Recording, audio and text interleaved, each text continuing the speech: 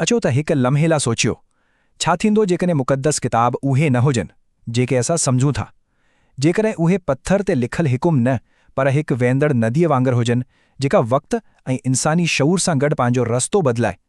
अॼु असां हिंदू धर्म ग्रंथनि जी उन ई हैरत अंगेज़ इर्तिक़ा जी कहाणी खे सम्झण जी कोशिश कंदासीं। ऐं इहो ई बुनियादी सवाल आहे जेको असां अॼु पाण खां पुछी रहिया आहियूं। छा थींदो जेकॾहिं धर्म ग्रंथ माज़ीअ जी का यादगार शइ न हुजे पर हिकु ज़िंदा साह खणंदड़ हक़ीक़त हुजे जेका असांजी सम्झण जी सतह मुताबिक़ पाण खे तरतीब ॾे। इहो ख़्यालु ई असांजी अॼु जी वज़ाहत जो मर्कज़ आहे।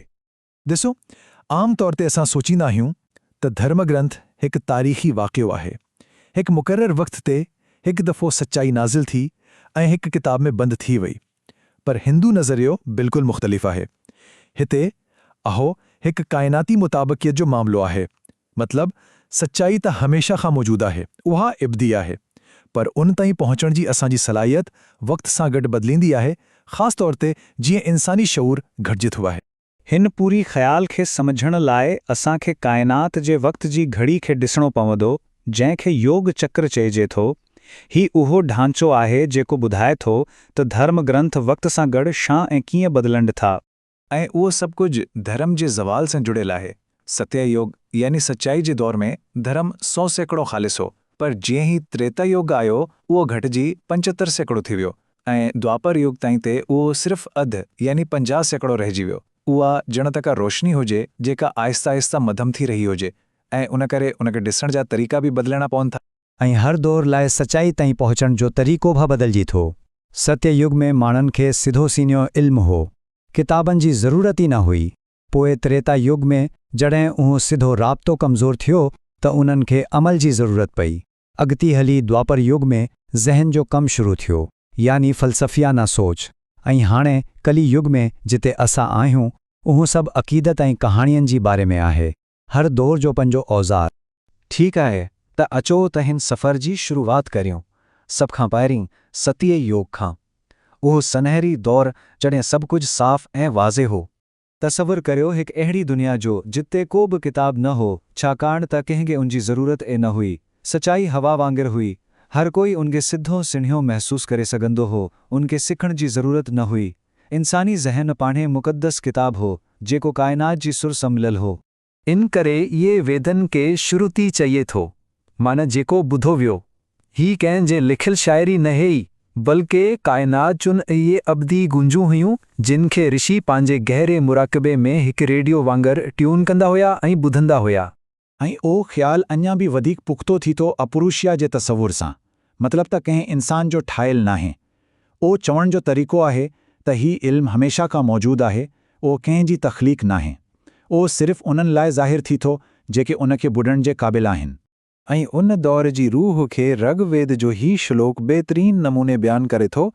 एकम सद विप्रा बहोदा वदंती, मतिलब त सचे हक़ आहे, पर अक़लमंद उन खे मुख़्तलिफ़ नालनि सां सॾीनि था। केतिरी न ख़ूबसूरत ऐं वसी सोच आहे। पर पोइ शयूं बदिलजण शुरू थियूं। जीअं ई असां त्रेता युग में दाख़िल थियासीं, अहो सिधो राब्तो कमज़ोर थी वियो। हाणे सचाई खे बरक़रार रखण लाइ कुझु ॿाहिरी मदद जी ज़रूरत थी, ऐं उहा मदद हुई यज्ञ या रस्मूं। अमल जी दौर जी शुरूआत थी। शतपथ भरमण जो हे कौल बिल्कुलु नुक़्ते ते आहे। यजनियो वई विष्णु, मतिलब त कुर्बानी पाण विष्णु आहे। रस्मूं हाणे सिर्फ़ अमल न रहियूं, इहे पाण ई देवता बणिजी वयूं, काइनात खे तरतीब ॾियण जो हिकु ताक़तवर तरीक़ो। पर जीअं ई हे योग अॻिते वधियो, उहो बि काफ़ी न रहियो। सिर्फ़ ॿाहिरियों अमल हाणे कमु न पई आयो। ॻोल्हा अंदरि दाणे शुरू थी, ऐं उन सां गॾनि आया वॾा वॾा फ़िलोसफ़ियाना सवाल ऐं अख़लाक़ी मोंझारा। सवाल हाणे इहो न हो त सही अमल कीअं कजे, उहा ॻाल्हि त पुराणी थी वई हुई। माशरो वधीक पेचीदा थी चुको हो। उन जे बदिरां नओं वधीक गहरो सवाल इहो हो, असल में ही अमल कंदड़ आहे केरु? ही सयाणप जो सवाल हो जेको द्वापर युग जे रूहानी खोला जो मर्कज़ बणियो। ऐं इन सवाल जो जवाबु उपनिषदनि में मिलियो, हुन महावाक्य सां, अहम ब्रह्मास्मि, मां ही ब्रह्मन आहियां। हिकु इनक़लाब हो, रस्तो ॿाहिरां खां अंदरि ॾांहें मुड़े वियो। सचाई हाणे पंहिंजे अंदरि ॻोल्हणी हुई, न के ॿाहिरीं रस्मनि में। ऐं इन फ़र्क़ खे ॾिसण जो सभ खां सुठो तरीक़ो आहे असांजी ॿिनि महाकाव्यनि खे ॾिसणु।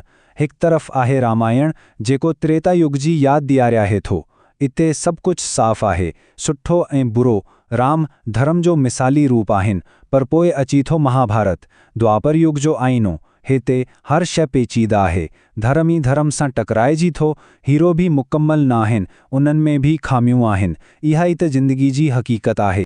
ऐं आख़िरकार असां पहुचूं था पंहिंजे दौर में, कली युग, उंधाई जो दौर।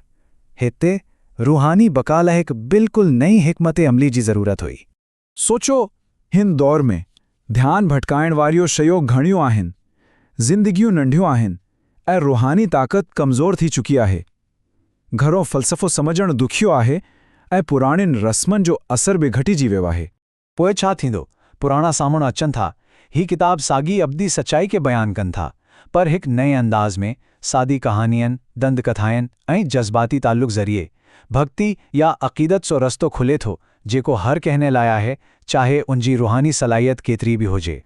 भागवत पुराण इनखे बिल्कुलु साफ़ लफ़्ज़नि में चवे थो, कलयो केश्वर कीर्तनाथ, मतलब त कली युग में मुक्ति सिर्फ़ ख़ुदा जो नालो वठण सां ई मिली सघे थी। केतिरो न सिधो ऐं सोलो रस्तो आहे हिन पेचीदा दौर लाइ।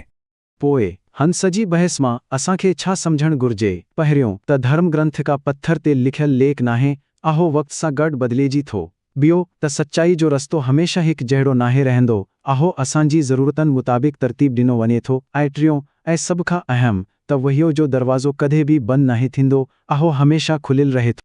ऐं इहो असांखे हिकु आख़िरी सवाल ते छॾी थो, जेकॾहिं धर्म ग्रंथ सचाई खे असांजे पहुच में रखण लाइ हमेशह पाण खे बदिलाईंदो रहे थो, त पोइ सोचियो त इनजो ईंदड़ रूप छा थी सघे थो? इहो हिकु सवाल आहे जंहिं ते असां सभिनी खे ग़ौर करणु घुर्जे।